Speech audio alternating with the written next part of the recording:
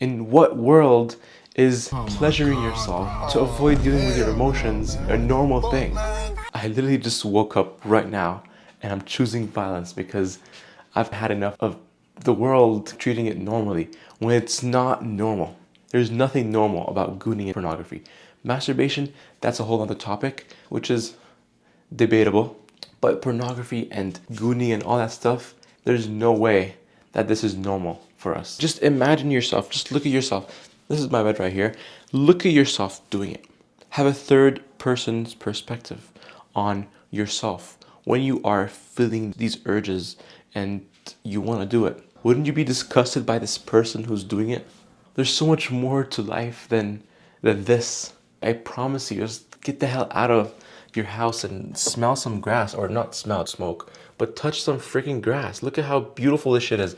Sunrise about to happen, and look at this old man walking his dog, because he's a top G out here. I'm not saying I support top G. I'm just saying, be like this man. Walk outside, enjoy nature. I promise you, people are very beautiful. There's nothing more beautiful than bonding with someone.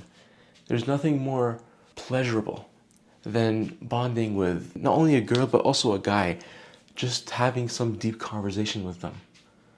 But if you constantly always goon and fap until you can't even feel any emotion because you've literally released all your emotions through your freaking then you have no capacity to connect with the world and the people.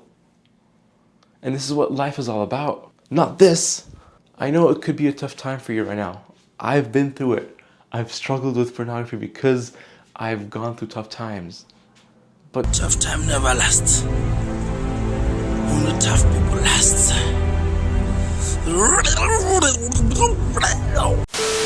the solution is not this. These tough times are there to teach you something. It taught me so many things. And by the end of it, I learned so much about the world, myself, people. There's so much to learn about this. You can really make this the best thing that happened to you. I know it sounds counterintuitive, but some people actually consider falling trapped into this addiction the best thing that happened to them because of how much you can learn about yourself in the journey of overcoming it. And it does not have to happen now. It's a long journey. It took me around 3 years. I was able to quit it for a year and then I came back to it. And then after a year, I was able to overcome it once again. No matter how long it takes, the journey of overcoming it is so rewarding. In this video, I'm trying to convince you that it is so rewarding and you should actually give it a try and see how it goes. Maybe start with 30 days.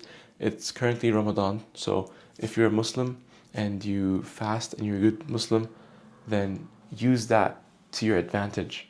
When you're fasting, you have less urges.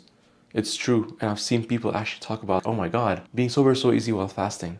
So try it and see how that goes. You have 3 weeks left. Make that 3-week challenge if you failed in the first week of Ramadan. The challenge shouldn't only entail you not doing it for 30 days, but also try to challenge yourself, do some things that are out of your comfort zone, because that is how you'll notice the beauty of life. That's how you'll notice the power that NoFap gives you. You become so comfortable in uncomfortable situations, as you've seen in my previous videos if you've watched them. I'm willing to literally get up in public and just stand in front of people and just scream something or announce something without being afraid, scared, or overthinking. But if you spend all your days and nights doing this, how can you expect yourself to not even judge yourself? If you're too scared to deal with your emotions, how can you deal with other people's emotions on you? AKA them judging you or them confronting you because you're doing something weird like standing on a chair. You will notice that if you're able to overcome this, you'll be able to own your actions, be more confident in what you're doing. I remember I used to be very hesitant in a lot of the things that I'm doing. Second guess everything. Conversations, questions that I'd like to ask people, or jokes that I want to share. I would always second guess myself. And I strongly believe that it's partly because of this. And also if you've seen what that industry does and treats women, there are a lot of stories of porn stars who open up about the horrible, unethical things that happen in that industry. And it's not only to them, but also to, trigger warning, it happens to children. It's a disgusting industry. And the more you look into it, there's a good chance that it will help you avoid it and not use it. So do your research. And every time you think of, oh, let me go there, remind yourself of the horrible things this company does to you and does to the world as a whole. There are lawsuits that are fighting very hard to beat them. But of course, money is power. And if you have all that power, it's kind of hard to beat them down. But people are trying. I'll put links down in the description for people you can support on their journey to fight these freaking demons. And there's also people talking to the government and trying to get them to ban that site for people who are not over 18. Because right now it's just like a click of a button. Oh, I verify I am over 18. Boink, go ahead, you're free. So people like Lucid, for example, he's advocating for the States and for Canada to have a better verification system so that these kids who accidentally fall into this trap, like I did, like most of the rest of the world did, to be able to not happen again. That is one good step that can potentially help reduce the number of addictions that the world has right now. Because when we're older, when we're 18 plus, we are able to think for ourselves. We are able to say no to things. But when we're 12, 13, 14, everything we see, we put in here and we do not have a filter. We take in, we learn, and this has caused so many horrible things that men do. There are ex-molesters and all the bad, like rapists and all the other horrible things that men could do on women and children. They confessed how a big part of why they started this is because pornography normalized it. And once you're young and you're watching all these horrible things, you think it's normal because you have no other thing to believe. That's all you see. So you think, oh, that's how kids are made. That's how you make love to women, by beating them. But no. And that's exactly why Lucid is fighting against that. Because a big chunk of the problems that the world face and the problems that pornography causes is coming from the fact that people are getting into it in their teens. Lucid talks about all the numbers, all the stats, all the reason in his video that I recommend you guys to watch. I thought I was done, but I have more to say. We are raising a generation that is relying on pornography to deal with their emotions. I'm scared for Gen Z. If the only way they can deal with their emotions is by doing that, and it's going to get worse and worse because their children are going to do the same thing because we imitate what we see. And if a parent is addicted to something, they will not be able to hide it from their kids. Kids walk all around the place. They open doors and they will see things and they will get traumatized. You will freaking traumatize your freaking kids. It has to start with you.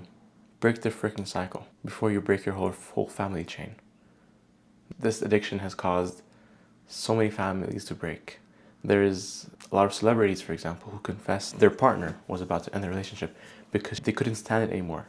And as I mentioned in the end of this video, it makes us restless. We become very short-tempered. I've heard stories of fathers and parents who are very short-tempered, and as a result, they just cause so much hassle and struggle, not for the wife only, but also for the kids. But I don't know, I'm not sure who my viewers are, if they're fathers or just young people like me. But here's something that both populations can relate to: having a purpose in life. I think that is the biggest thing that pornography inhibits. And it's like a loop. The more you do it, the more you lose touch with a purpose in life. I think as people who are masculine, we need to have something to pursue.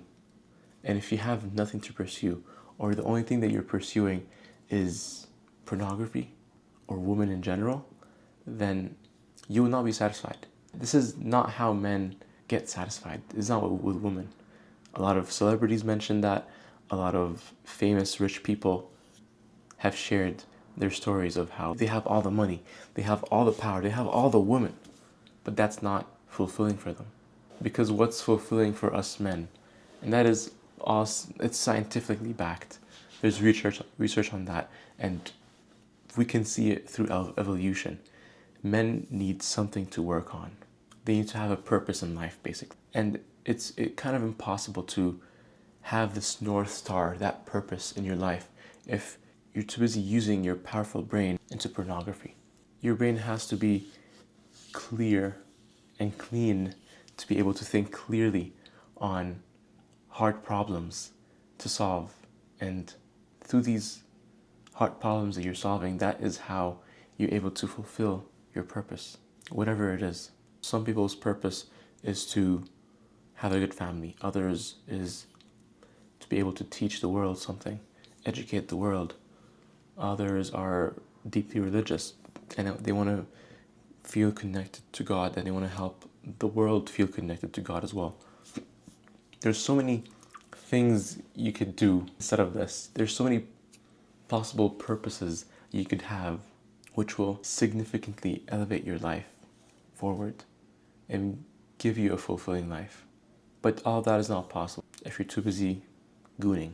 Good things take time, and that is a fact. I know how amazing it feels in the moment when you're immersed into this world where your problems are no longer bothering your brain, and in some way you could describe it as heaven because you're not worried about anything. You're just in bliss, you can say, whether it's in having sex or pornography in general. Because of evolution and biology, this is who we are. We need to and want to spread our seed. So you have to look through the disguise that these porn videos have. It's just a mask.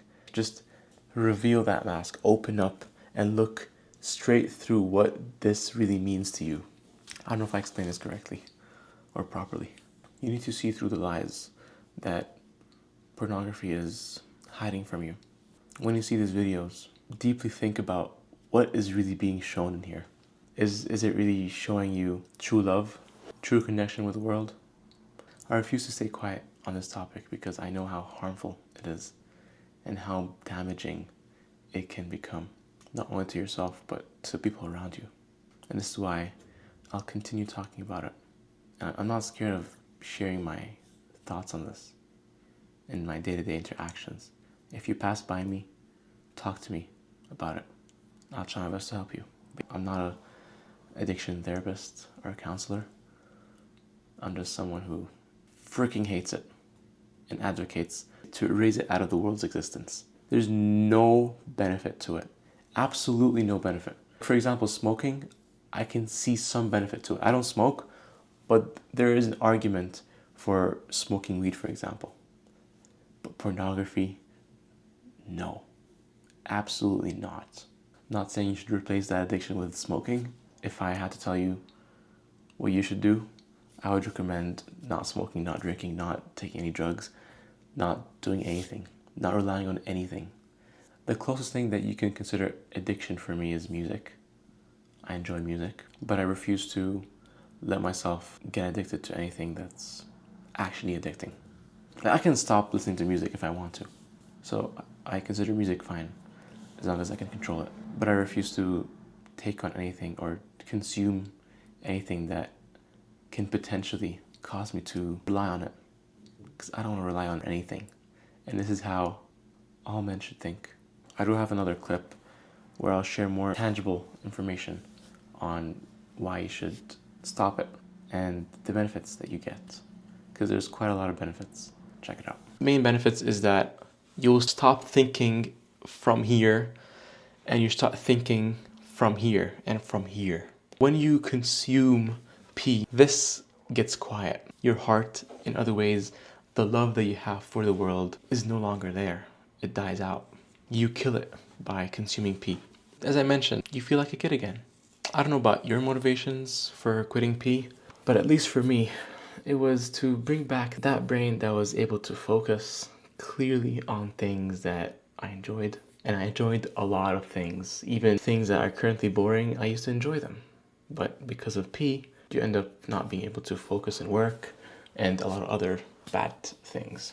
And also, you get to see women for what they really are.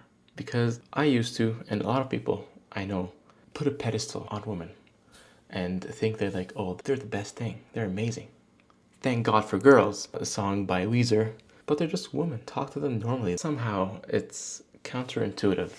The more you do it, the more you consume it, the more your brain thinks of it and keeps you horny. People think like, oh, you've been sober for a year? How? Aren't you extremely horny? I'm like, no. 1 year after you don't do it, it doesn't even cross your mind. So, as I mentioned, it does become easier over time. But when you do it all the time, people think like, oh, the more I do, the more I consume it, the more I stop thinking about it. People do PMO as a way to quiet the mind and stop being horny. But it's exactly what causes you to be horny more and more until you start consuming these extreme fetishes and the dark side of pee, which just makes things worse for you. So dopamine and hormones work in mysterious ways, but in simple terms, you are never satisfied with what you have. You always want more and more in pee and in life in general, but especially when you consume pee, you crave more connection from the world because you're always telling yourself you lack it every time you do it. I think this is very important, this note that I just shared. The more you do it, the more you crave connection from the world. Because when you do it, you are subconsciously telling yourself that you lack it, you don't have it. So you go seek it in very unhealthy ways. And this constant craving to want to be connected with the world, but you can't really because you're just stuck with connecting with your phone or laptop that you use to watch. The more you do that, it results in you not enjoying life, not being satisfied with life and what you have, not being grateful, as I mentioned. Because wherever you are, wherever you go, whether you're traveling the world with the hottest woman, with the best friends, you still feel a sense of lack within you. That pee temporarily fills that gap. But when pee is not part of your life, as I mentioned, it doesn't even cross your mind. It shows that you are secure within yourself. You're able to give love to yourself and receive love from the world, whether if you're living alone or with friends or family, doesn't matter. You can still feel love within yourself and from the world around you by not consuming pee. You don't need pee to tell you that you matter, subconsciously telling you that you matter, because you know deep within that you matter. That also reminds me of a book I read over 2 years ago now called I Am, I think. It's called I Am. One thing that it talks about was the addiction. And it said that this addiction comes from that need to matter. Everyone has their own way of feeling like they matter in this world. Whether it's through the work that they do, through the friendships that they have, through the family that they always keep in touch with, whatever it is. But some people feel like they lack it. And once you feel like you lack that, you cling on to that addiction, to pee. Because in whatever way it is for them, they do not feel like they're connected and they don't feel like they belong to this world and its people. So they just cling on to things that make them feel like they belong temporarily. That's a whole nother video for another day because it's a very big topic. But I do have a small short video that's very beautiful, I'd say, that talks about the feeling of belongingness. So check it out if you find that interesting or you struggle with feeling like you belong somewhere. One last note, I don't know about you guys, but after I used to consume it, the few hours after it, I'd become very irritable. I would get annoyed by the slightest things that people do around me, whether it's your friends, your family, your lovers, and sometimes these episodes might cause permanent harm to your relationships with them So in general, I've noticed that P caused me to be more short-tempered and less patient and empathetic. It's probably tied to how in these videos they objectify the woman and treat her as an object, unfortunately, which are all related to the notion of toxic masculinity. Making sure it's being recorded, yes sir. All this is just the tip of the iceberg. FYI, this video is actually a part of an ongoing series where I share everything that I've learned from my journey of overcoming this addiction. The next video will be about why are you so horny? We will dig deep into what's going on in our heads and your inner demons, so it becomes easier to understand them and battle them. But for that to happen, I need you guys to drop 50 likes on this video so I can know that you guys actually want that next video. So as soon as we hit it, I will drop it. I did drop a 55-minute video last month where I basically combined all these 3 parts, but I'm planning to add more to it and split them into 3 different videos, this one being the first. But if you are currently struggling with it and you need help right now, I would recommend you guys to check out that video because it has all the information and all the resources you would need to actually get started on your journey to overcome P. And with that said, I wish you the best of luck in your journey of living a sober life.